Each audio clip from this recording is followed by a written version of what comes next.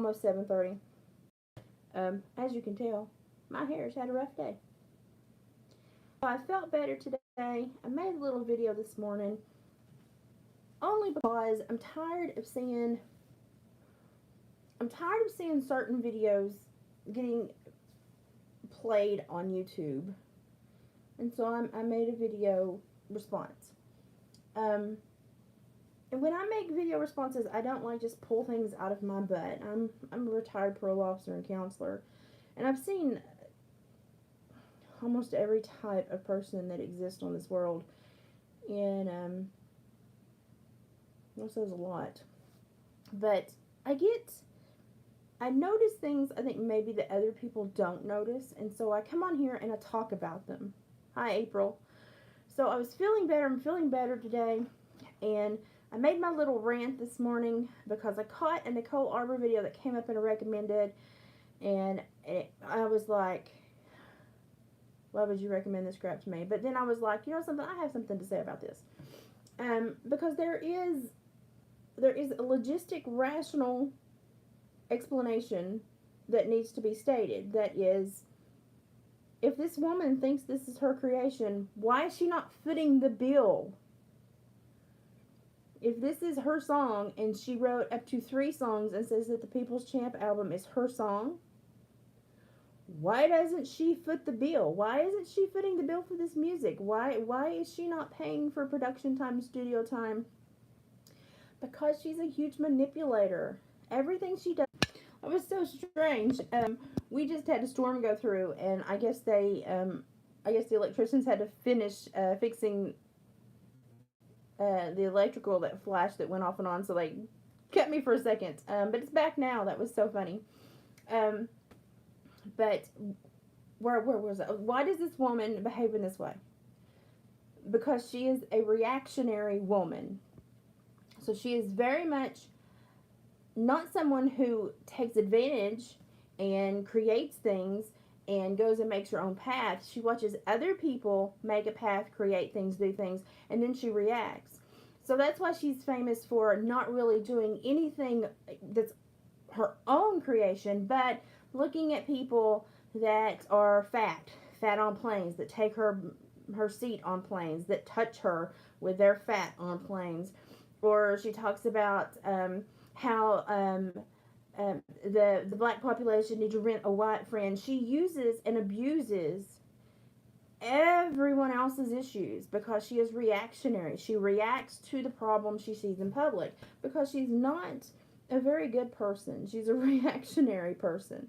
And that is someone who sits and waits for something to happen that they can then benefit off of. I know you all have met several people like that in your life. They're normally not very good people. They're normally people that you can't ask favors of. They're not people that you can trust what they have to say. And I get really irritated with her because if you watch her and you watch how she behaves, she has a very much set in stone behavior to her. And one thing that I noticed recently is that she just came online. It was like, I went to trauma camp. As someone who used to do counseling, let me tell you what trauma camp is. It is where you go so that people can fill your head full of ideas that you are a victim when you're not a victim. You're just an asshole. And you can go out and then feel good about hurting other people because you think you're a victim and that you've been through trauma. If you're ready to heal trauma, you're ready to heal yourself and heal all those bridges with everyone else. Because to truly heal trauma, you have to heal the root of the issue, and the root of the issue with the other person. You can't just work on you. You have to reach out and touch everyone that you have touched with your trauma. So this is not trauma camp. This is how to be a victim 101 camp.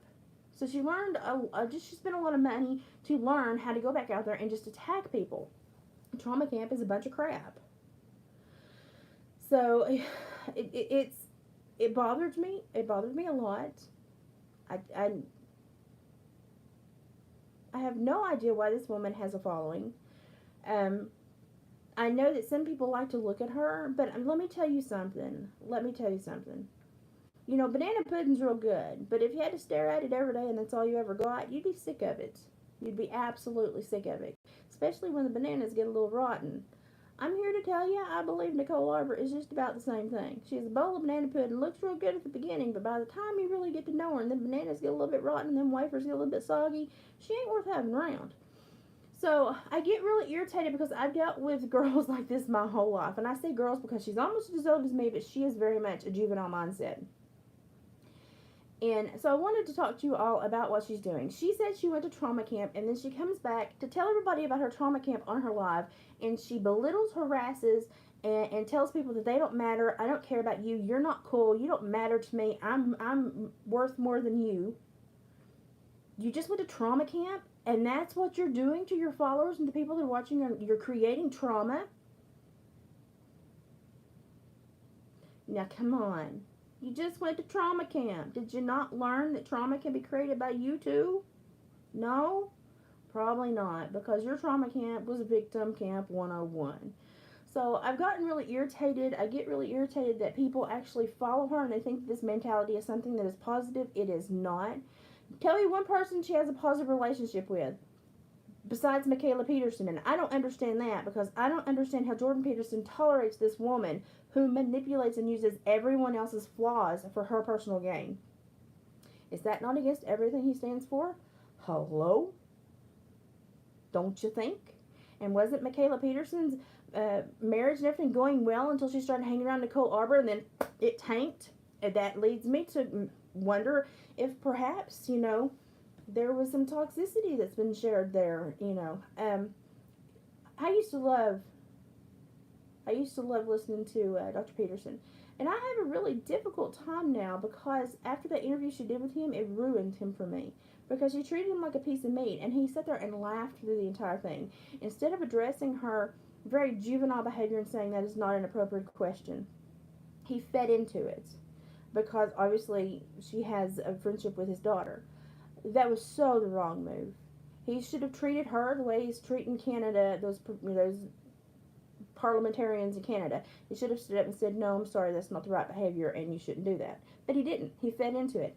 So it kind of made me waver on the whole Jordan Peterson, it kind of made me not like him so well.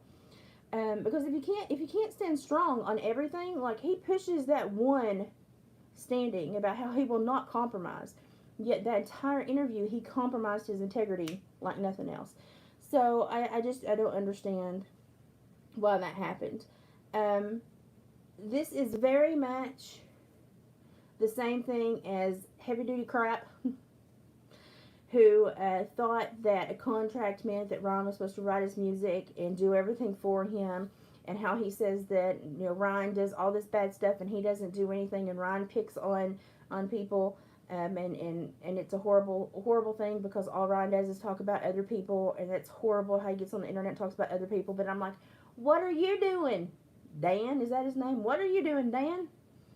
You're talking about people and not in a pleasant manner, because I've heard about you and NFAC guy and a few others, and you don't ever say anything positive. Do you need to go to trauma camp? Do you need to learn how to be a victim? I think you do. But it's like, why are we feeding these people? Why are we feeding these people? And I'm not sitting here and saying Ryan does everything perfect, because sometimes I'm sitting there going, don't. Sometimes I wish I had his phone number and I could go, don't do that. It's going to lead to a lot of hurt. Stop right now. Think for 7 minutes on 3 other topics that are better. But I can't do that. I can't lead everyone's life for them. But I can certainly come on here and say, my video this morning was very much my entire honest opinion about this woman. And if she wants to say, and you can tell she's sitting at a back table in the studio, not doing anything, not just cheerleading, and somehow she's responsible for the entire album. Okay, that's great. But I'm really worried about High Raider. I'm really concerned about the female perspective, because I'm seeing a lot of younger women flock to people like this, because it was all about, back in the day, it was all about women getting away from being objectified and being able to find careers and hold their own and do what they wanted to do, and not just feel like they were pushed into marriage and tending a family and keeping a home, but have these options to where they weren't objectified or purchased by men to put in their homes to take, to play house with. And now all I see are women objectifying themselves, completely removing all talents, all skills, all knowledge of how to make a home, how to make a meal, how to have a social structure and a support group that is positive. We have turned into the most bitter, evil creations that I've ever seen. And I'm sorry, I think part of it is because our nation allowed women to become executioners. Everyone else in this nation, if they do away with a human life, they're going to prison. They're going to the pokey. They're going to have to answer to their podfather, and they're going to have some new friends that ain't going to treat them so nice, But we allow women to literally determine what members of society get to come into existence. We allow them the role of executioner with no ramifications, no repercussions, and we champion that cause, and we tell them, oh, bless your heart, that was such a rough decision. It is not a rough decision for someone who is completely self-absorbed. It's not a rough decision at all. In the last 20-something, 30 years, women have fallen victim to their own self-obsessed worry about what I look like. Do I have $25 to $85 lash extensions? Do I have $80 nails on? Do I have the right jeans? We've got women out there that wear $500, $800 worth of fake hair, earrings, eyelashes, lip injections, lip plumpers, makeup, nails, jewelry, and they're not feeding their children. They're not paying their bills. And what's the first thing you hear when they get in a relationship? He needs to take care of me. He doesn't know who you are. You're plastic. You're plastic. He's supposed to take care of you. He doesn't know you're like a Honda Civic that's had a new paint job, a new motor, a cool air intake put on, a spoiler on the back, and needs 3 sets of tires a year because your axle's warped. He doesn't know anything that's wrong with you because you camouflage it. And then you get these men attached to you, and then you tell them, oh, by the way, I need all this Bondo body work and mechanic work and rehabilitation to look like this. Men, stop picking these women. If their eyelashes stick out farther than their nose, don't date them. Something's wrong with that. I mean, my God, what are they trying to do? Swap flies with their eyelashes? I do not get it. If they have to wear diamond stud earrings and you buy them nice jewelry, and they're like, no, it's not the real thing, take it back. Don't date them. Because a real woman will go, hey, you know something? The thought was sweet. I'm going to wear those. I respect that. The only diamond I've ever had has been in my wedding set. And I only had diamonds in my last wedding set. I had an old granny box set that just had like tinted glass in it for the first go around because I break things. When I was still working and I was still a big tomboy and my body was still functioning, I would be like chucking hay in the barn, and I broke 2 sets of wedding and engagement sets, chucking hay into the barn. I broke them. And I looked at my husband and was like, do not go buy me another one because I just break it too. And about 3 or 4 years later, he was like, well, we can go find you another one. You need to. And I was like, just buy me a band. I'll be fine with this band. And he ended up he was like, no, I'm going to buy you another wedding set. And I said, go to a pawn shop. And he said, well, that's probably not good luck. I said, it's a piece of metal that you can clean and put on your hand that God knows who made it, who handled it, who touched it. I said, it's fine. Go buy. And I've had the wedding set that I've had, and I don't even have it on now, but I've had it for a long time now. I try not to break it because it's a rather nice one. But you can tell what a woman is after. Hi, Denise. You can tell what a woman is after by the way that she treats other people. And by all means, if you want a good laugh, go watch Nicole Arbour's I guess it was Instagram, where she's like, I went to trauma camp, and we had to talk about a lot of things that affected me and hurt me and repair me. And then people started being like, it's stupid because you're mean to other people. I don't care what you say. You're not cool. I don't care about you anymore. You mean nothing to me. I'm sorry, you just went to trauma camp and you're causing trauma? Are you an idiot? That's, rhetorical question. Of course she is. I cannot beg young people enough to really take stock of who you hang around with. Now, I'm going to say some stuff that is not family friendly here in a few minutes. So just, something, you got young kids, scoot them away. Because normally Mama Liz is really sweet, but I'm going to get really honest, okay? We have got children that try to act like adults, and then we have adults that try to act like children. And it seems like somewhere in the middle they converge and create this absolute perfect storm where these horrible adults get all the support from these nasty little kids, and it just creates the most vindictive society I have ever seen. And it's mostly women. And I'll tell you one thing, when I was in court or we had parole releases, I would trade with the other officers and be like, oh, I got a woman. I got a woman out of probation court this month, and I got 2 women release plans from the parole board this month. And hey, if you'll take these women, I will take 4 men if you'll take these 2 girls. Because men were so much easier to deal with. And do you want to know what I told the men that came out? If you immediately go out and try to find a bitch in heat, you'll never find a lady. And guess what you need, mister, after all the crap you've been through in your life? Spend all that time in the pokey, and we know you don't make the best decisions. You need someone around you that can help you out. You need a lady. You need somebody that has some thought, has some rational logic that she can kind of tip into your world, and that can help you through what you're going through. Now, I recommend you stay single for 6 months to a year because, buddy, you're not going to make good decisions, and you're going to struggle with yourself for the first little bit, learning how to be on parole. But when you get ready to go and find somebody, please look for a lady and not a bitch in heat. Because those 2 things are 2 separate things, and your world will go 2 separate ways depending on what you choose. Every parolee I had, every male parolee I had that talk with came back to me and said, holy crap, thank you. You're welcome. I know the problem. If I had a parolee that came out and within 3 weeks was in a relationship with a woman, he was being used by that woman, and he normally ended up back in prison within 5 to 6 months. Women look for weakness. Don't think that women are the genteel flowers that they used to be. They are not. Women look for weakness and they zero in on it and they take advantage of it. Now, I've always been a big, burly, buxom girl. I've never had the ability to walk in a room and have people go, oh my God, she's so pretty. Oh my God, I want to be her friend. No.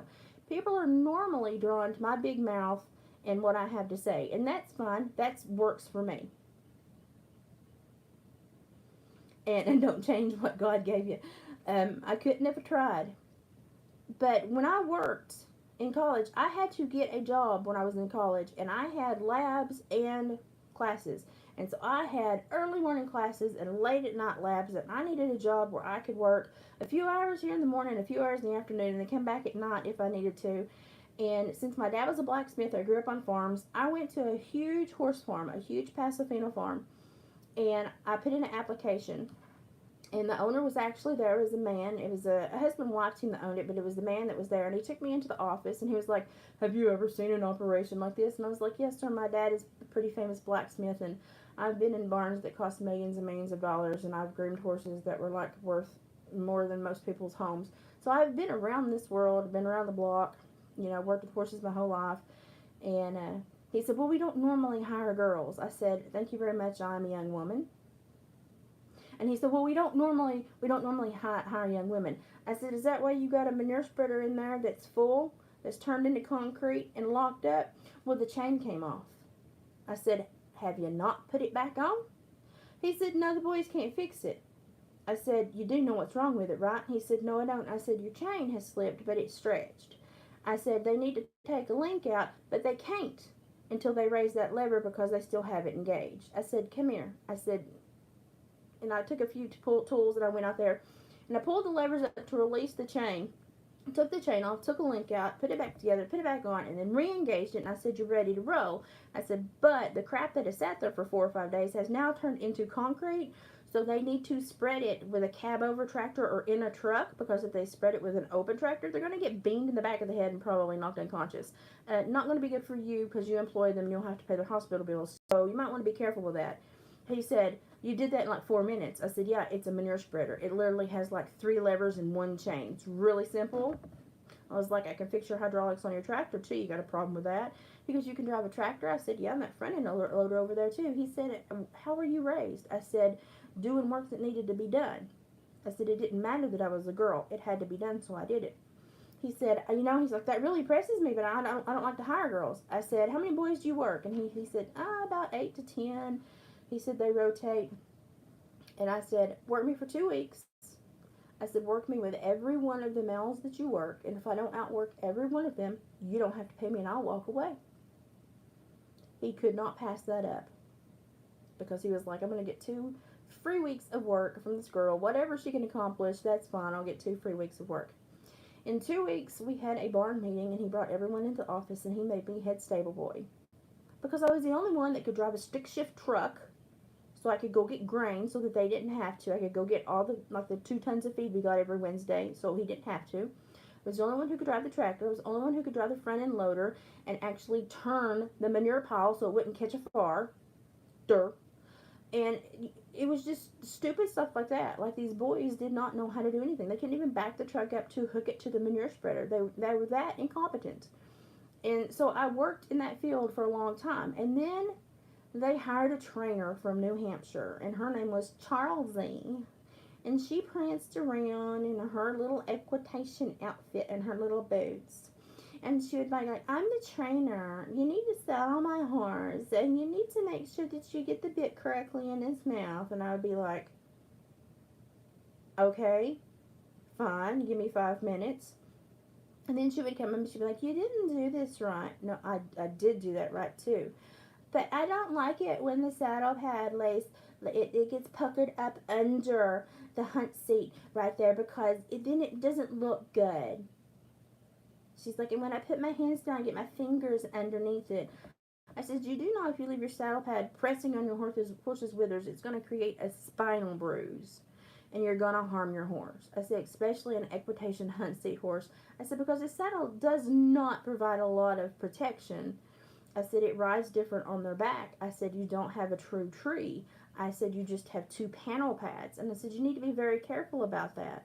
I said, plus, I said, when you get off your horse, will you please slip your irons up so that they're not dangling, so that if your horse cuts a shine, he doesn't kill himself or someone else that he's running around with the irons flinging in the air. Would you please do that? Thank you very much. Because I'm the person that gets sent after the horse that gets away from you, and I don't want to get knocked unconscious. So she was just a little butthole. But she had gotten through life because she was pretty. And they hired her because she was pretty. And she looked cute on the horse. But guess what? Every time they got a new horse and she was scared to get on it, who did they ask to get on it? Me. The little redneck from Bumpkinville.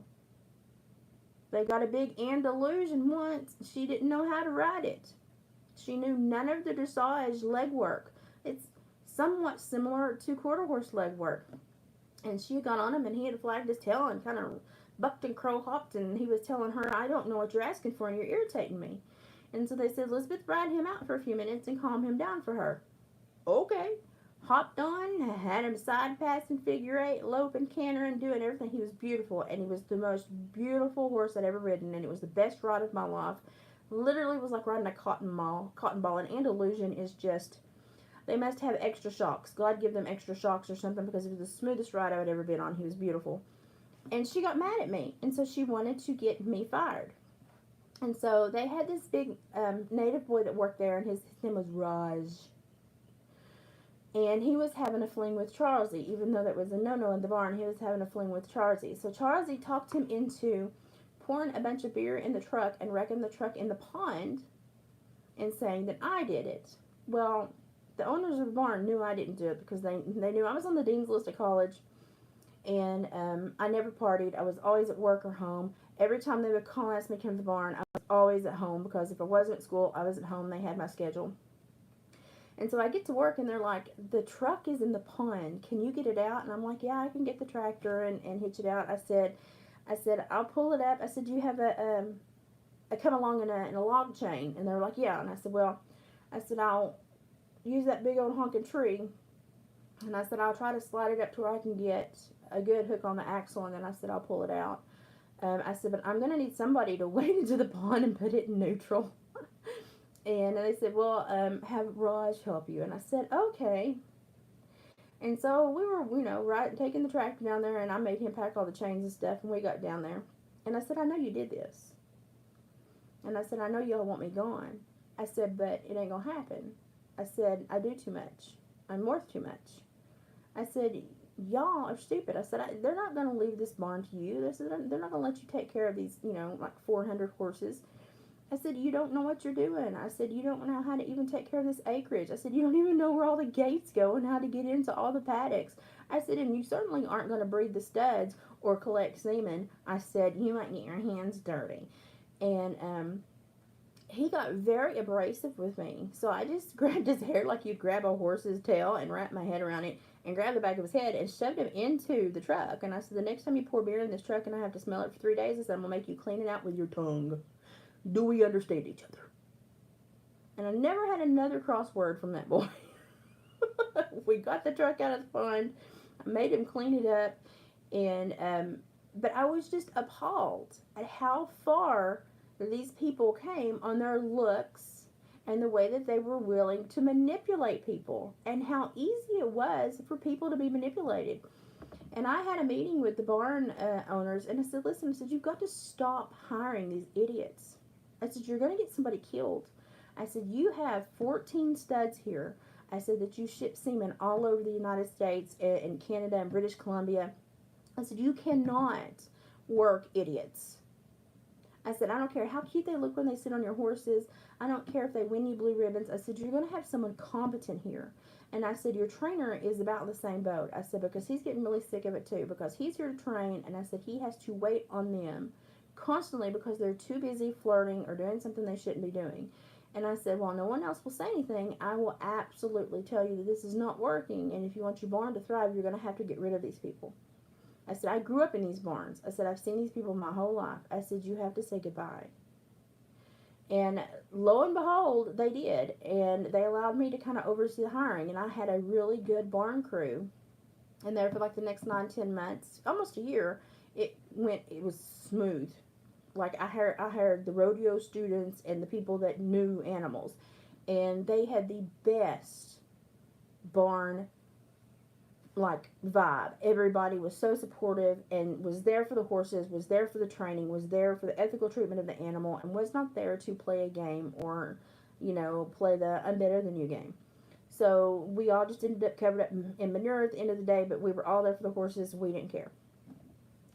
So I left that when I got married and moved. I had to leave them, but I moved to another Pasolfino farm down toward Mount Juliet. And I didn't work there full time. I worked part time, and I would help him specifically when he would go to shows because I was really good at prepping the horses for shows, shining them up, getting them ready to go in the show ring, and making them look real good. He did not know half the tricks, bless his heart, and he had lost one of his very best grooms. He had passed away. And I came in and I was like, let me go with you. I was like, here's my references. Let me go with you and show you what I can do. And so he was kind of lost because he was just someone that was trained to sit on them and ride them and show them. He did not know how to prepare them for the ring. So I got him saddled. I got him show sheened. I got a baby oiled their black points and had to, paint their hooves and stuff. And he was like, oh, that's great. He's like, can you go with me next week to the stock show? Because he also showed stock horses. And I was getting a horse ready for him for a stock class. And he was like, why didn't you paint that other back hoof? I said, because it's a natural color hoof. And in stock horses, I said, you can't paint a natural color hoof. It has to be clear coated. You have to be able to see the color on the natural hoof. You can only color the hooves that are, dark. You have to leave the natural color clear. And he goes, I did not know that. I said, you would have been disqualified to send out of the ring. I said, you wouldn't have placed.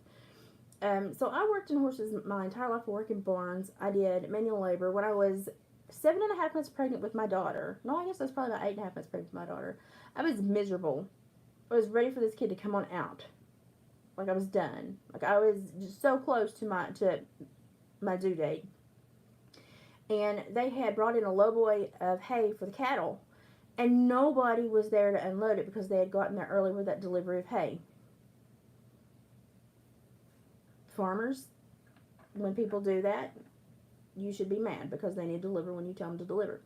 I got on that lowboy and I slung 125 bale of hay off that lowboy, and the three men that came in the truck could not keep up with me, and I was pregnant. I mean, like pregnant, and didn't put myself in labor or nothing. I was just slinging hay.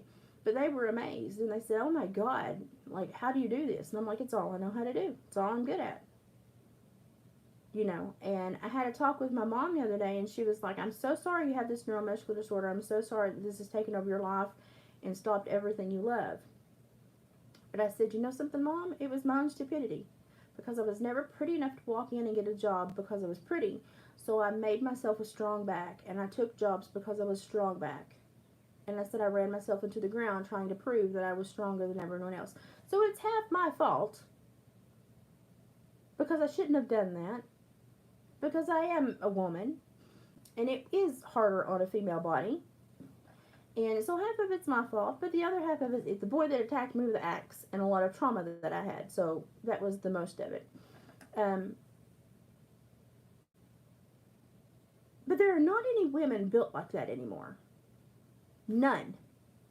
There are no women built to go into a situation, go into a scenario, and to truly take care of themselves, do a job, compete with men, and it's all about feminine walls. It's all about being fake. It's all about presenting yourself as if you were a show horse going into the show. But what you don't know is when that show horse comes out of the show and you take off the fake tail and you wash off the show sheen, and you wash off the baby oil off his black points, and you take the paint off his hooves, and you take off the $2,000 worth of immaculate saddle and bridle and everything's got on him. That's just a horse that you put in a stall, and it still eats water and pisses and shits. And I get so irritated when men look at women and they're like, "Oh my God, she is perfection." Because let me tell you something, boys. Go feed her a bean and beef burrito and hang on to her for about 5 hours, and she will have to excuse herself to have an explosion in a bathroom. She is no different than anybody else. So stop putting them on a goddamn pedestal, okay? We all do the natural things. They're not goddesses. They're not, these extreme beings. They're just people that have learned how to camouflage their imperfections. And it irritates me when these people that learn how to camouflage their imperfections go online and they grab our next generation of young women and little girls and they teach them these horrific traits that are so implosive. If you have a young woman, if you have a little girl, please teach her that her worth is in what she thinks of herself, not what others think of her. Teach her that her heart is only a good heart if she shares a good heart with everyone she comes in contact with, and not just the people that show her support and she blackballs everybody else and treats them horrible. And you're not important to me. Please tell her that trauma does not give her a right to treat anyone inappropriately. Trauma should make you want to treat people better because you've experienced it. You should not want to spread it to other people. Please have talks with your little girls. Please tell them that beauty is a figment of most people's imagination, because everyone has a different reality and sees everything differently. But if you're just yourself and you present yourself in a way that you're proud of and that you feel good about, when you find somebody that thinks you're beautiful, they're going to think you're beautiful for the right reasons and not the wrong reasons. Not because you've got Tammy Faye Baker eyelashes and you've spent $28 on a lip plumper kit that burns like a Yellow Jacket stain. Women, really? You don't need $30,000 butt injections. You don't have to make a sex tape to put out to be famous. Women, please, make better decisions. And boys, stop catering to these crazy lunatic women. Stop it. If you're going to play hide the midget, find somebody sane to play hide the midget with. Okay? Because if you attach yourself to crazy, crazy's going to keep coming back. And if you create a baby with crazy, you're going to have to deal with it from 18 to 24 years, depending on if that little baby wants to go to college. And it ain't inexpensive. It costs a whole lot of money. So look for people that are genuine, authentic, that have some logical, rational thought. Don't look for people that go to trauma camp so that they can learn how to be a victim and then tell you you suck and that they don't care about you. Because I've been to trauma camp and I know I'm the victim and you need to shut up. That is so inappropriate. That, like, it would take me 10 months to unbox that in a counseling scenario with somebody, because that is such a toxic frame of mind. Such a toxic frame of mind. When my little girl, who is gorgeous, bless her heart, she's gorgeous, she could be freaking Miss America, but when she was growing up and she learned that she was prettier than most, I told her, you may be pretty physically, but a black heart is an ugly, ugly thing. Which would you rather have? Would you rather have a good heart? Or would you rather have people that follow you because, you know, just the facade you put on, but have no true friends that want to be there with you because they know you're not intrinsically a good person? I said, you need to think about that. And she got in with these girls that were like really big on hair extensions and eyelashes and makeup, and I wouldn't allow her to have a phone either. And she got really mad at me. And she got mad at me because when I went to PTO meetings, I had on army fatigues because I worked for the Department of Corrections. She wanted me to drive 30 minutes out of my way to change before I came to the PTO meetings because the other mothers thought I looked like a man. I could give a rat's hind end what a woman that sits on her butt all day and makes one pan of brownies and thinks she's coming to the PTO meeting and she's done a whole day's work making a pan of brownies and putting on fake eyelashes and 4 hours of makeup. That is not work. That is not contributing to society. I have been taking care of murderers all day. I've been babysitting the people that have criminogenic qualities. I've been keeping my community safe. So shut up. It's not your business what I have on. So my daughter was like, she went on this rant about how horrible I was to her and how horrible I was making her life because her friends were making fun of me and that I looked and acted like a man. And I was like, honey, I work with murderers. I cannot show weakness. I have to have on a John Wayne face. This is not because I want to. It's for my safety. And she was on this huge rant, so I just started my lunch. And I just let her go. Keep going. Keep going. Keep going. Are you done yet? No, keep going. All right. And then I stopped when she got done. And I was like, okay, in like the minute and 46 seconds you talked, hang on, let's go to Google. Oh, look, in the minute and 36 seconds you talked, 14 children in Ethiopia starved to death. Is it really important? Which one do you think is more important? No, I don't feel sorry for you. And I didn't feel sorry for her. And I didn't cater to her delusion that she was the most important thing on the face of the earth. And you want to know something? She got mad at me. From the ages of 12 to 17, we had some rough go-rounds. But I maintained that this was my house. Welcome to Kong Island. I am Kong. Do not upset the beast. And so we had like some tense moments. But now that she's out of college, she's engaged, she's attacking the world on her own, she's moved to another state, she will call me and go, thank you. Thank you for raising me with a clear mind, with a view of clarity about who I need to be authentically, how I need to treat people, and how I need to present myself. She said, because I'm literally surrounded by idiots. So proud of my daughter. So, ladies, this is like an extension of my rant the other night. Do better.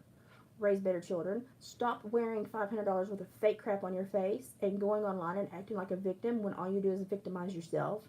Stop creating trauma so that you can be a product of trauma, so that you can go to trauma camps, so that you can go online and create trauma for other people. Because let me tell you what, that is a 3-dog butt sniffing circle and we need to get out of it. So yes, I'm very irritated with what's going on. Now, let me preface this. I adore Ryan. Does he do everything correctly? No. No. He's a young man. He's going to make mistakes, and he's going to have to pay for the ramifications. This is a Whopper.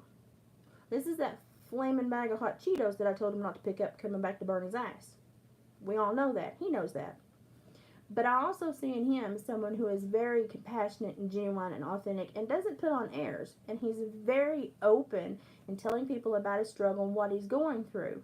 I appreciate that because he's teaching a lot of people what is out there in the world that they don't know is out there, and that they gravitate and they want to be famous and they want to get into this world. Well, he tells them about what is really going on and what you really have to face in that. And I appreciate that so much. He's like an old soul. He's so open that it almost like sets him up for other people to take advantage of him, bless his heart. But I appreciate that about him. And so I have more compassion for what he's going through, because I know that the more famous he gets and the more well known he gets and the more money that he accrues, this is going to happen more and more. And that's why I'm thankful he found Bethany and things were going great, because I told him your center is your country roots and you need to always come back to that and have a woman that can come back to that and be there with you. Because if you can't come back and center, you're going to lose yourself. And he's found somebody that centers him, and I'm so happy about that. But he come just to hire to get tangled up with something that Ajax wouldn't take off. Turpentine wouldn't take off. He come just to hire. Boys, learn the lesson. Listen to the struggles that he's going through. Watch who you tangle with. Because everybody that you tangle with leaves an imprint upon your life in some way, shape, or form. And these pretty women that are packaged up and look so good, like a bag of flaming hot Cheetos, they look real good. You want to grab them off the shelf. They will burn your eyes. Go for a classic. Go for something that's a little less dramatic. Go for something that doesn't jump off the shelf and say, pick me, pick me, pick me, pick me, pick me. And you're going to have a much happier life.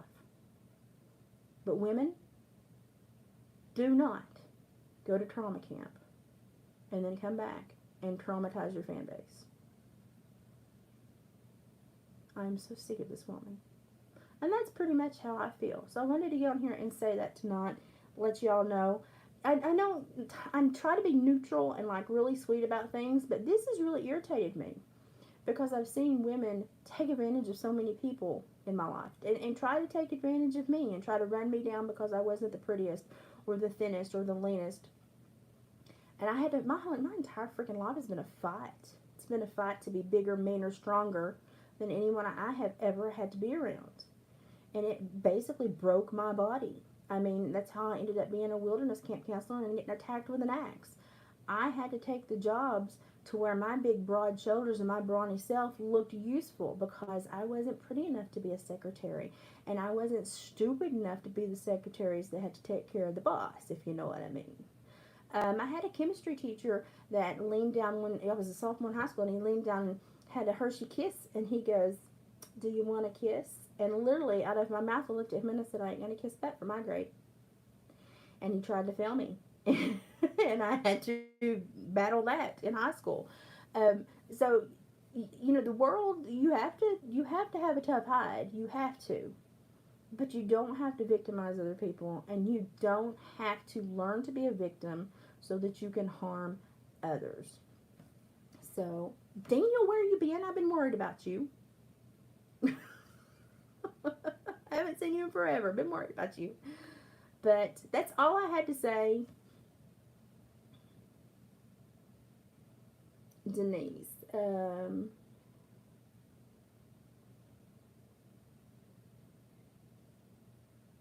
I'm glad Maddie's doing well, Denise. That makes me feel really good. And please tell her that she can augment that in any way she wants to. She can add to it. She can take away from it. It's hers. So anytime that she thinks she needs to make it different to handle whatever she's going through, she's welcome to change it, because it is hers and it's for her. So she should augment it, change it, add to it, flare it up, whatever she needs to do to keep it hers. So I'm glad that's really working. But that's pretty much all I had to say tonight. I'm going to make a late dinner, and I feel a lot better today, enough to be surly apparently. So, but when I saw that, when I saw the video where she said she just came back from trauma camp and then literally turned into a tornado going through other people's lives, She just paid a lot of money to learn how to be a victim. That was not trauma camp. There is no such thing as trauma camp. You can't deal with trauma in with just you. Trauma has to be dealt with, and you have to deal with the people that caused the trauma, and you have to address the whole gamut of everyone that was involved in the trauma. And you can't just show up and tell your story and expect the trauma to go away. That's not how this works. So basically what she did was she went somewhere and told all her sad stories so that somebody would feel sorry for her, and it would bolster her to come back and attack. That was not counseling. That was not in any way handling anything appropriately. That was not any kind of dissemination of knowledge or emotional integrity. That was purely to train her how to go on the offensive and take advantage of people. And I will stand by that. So, women, raise better daughters. Because I'm here to tell you, the next generation comes from their womb. If we do not start raising better daughters, we are going to have a completely lost society. Like, it's on the edge right now. Men are very important. Like, men do very important things. They have a very important job instilling certain behaviors and certain parameters and certain respects and hard work ethics into children as well. But mothers generate the next generation. And the time that baby spends in your womb, the time that baby spends at your breast, the time that baby spends next to you absorbing your emotions, your energy, and what you think and do, they go out and they affect the world that way. Be better. Do better. Realize what you're doing, how you're affecting people. It's not just about you. It's about how you affect other people. And sadly, I do not see Nicole Arbor understanding that she harms people, that she attacks people, that she uses people's insecurities and flaws to profit. And then she gets mad when someone potentially does that to her.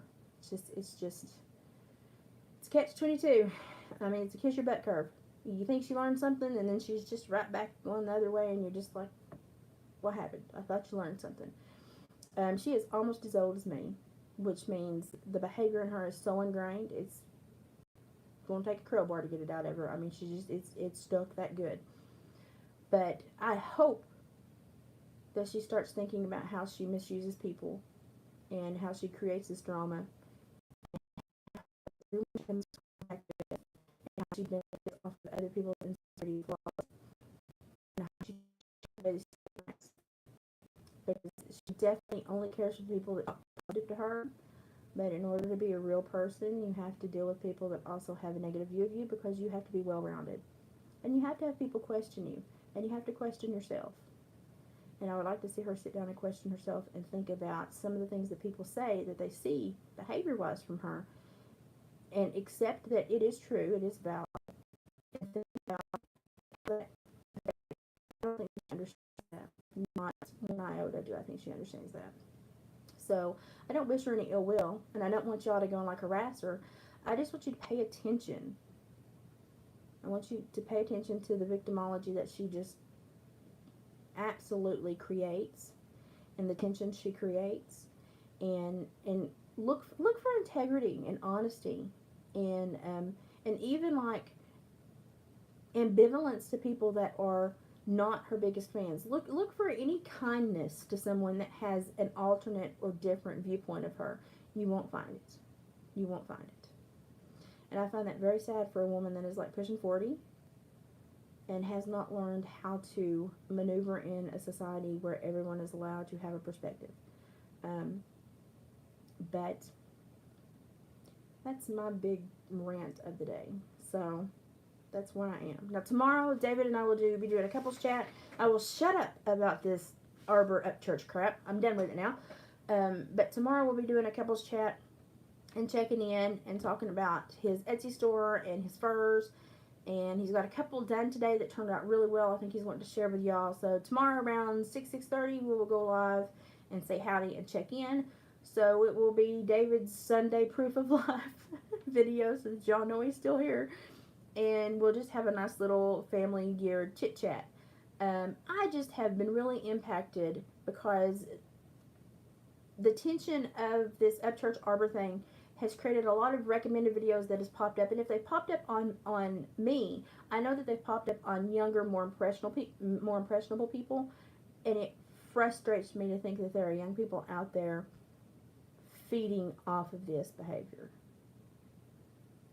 So if you have children, or you have children that look up to you, nieces and nephews, please talk to them.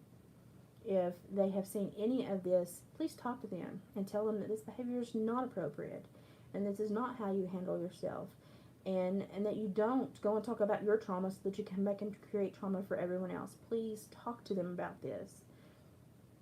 We wonder why we're having so many problems in the world. Because everybody's fake, and they don't know how to discuss things, and they don't hold themselves accountable.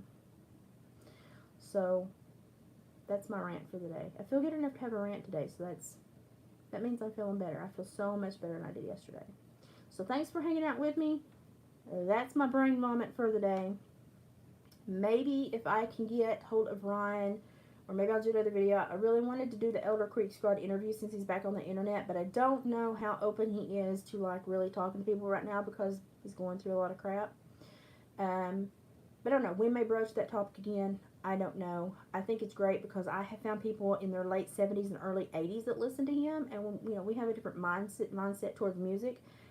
I really want to talk to him about that, but it may not happen, and I respect it. If he doesn't want to and he doesn't feel like it, that's fine. I understand. He's kind of under the microscope right now. But that may be something I broach with him again in the near future. But right now, just send him up some good vibes. Talk to your daughters. Talk to your sons.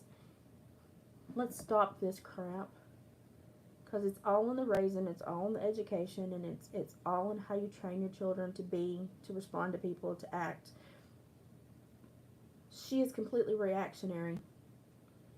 Teach your children to be proactive in life, to do positive things, and to make a positive way for themselves. They don't need to be reactionary and take advantage of other people's behaviors and wins and losses. It's not a good look. It doesn't create a good life. So I'm going to go cook dinner, and we'll see you tomorrow for a couples chat, and we'll talk to you about the Etsy store. David's going to be adding some furs, maybe tonight or tomorrow, and tomorrow will be a nice uplifting chat. I'm over this. But boy, that made me mad when I saw that. Bye, guys.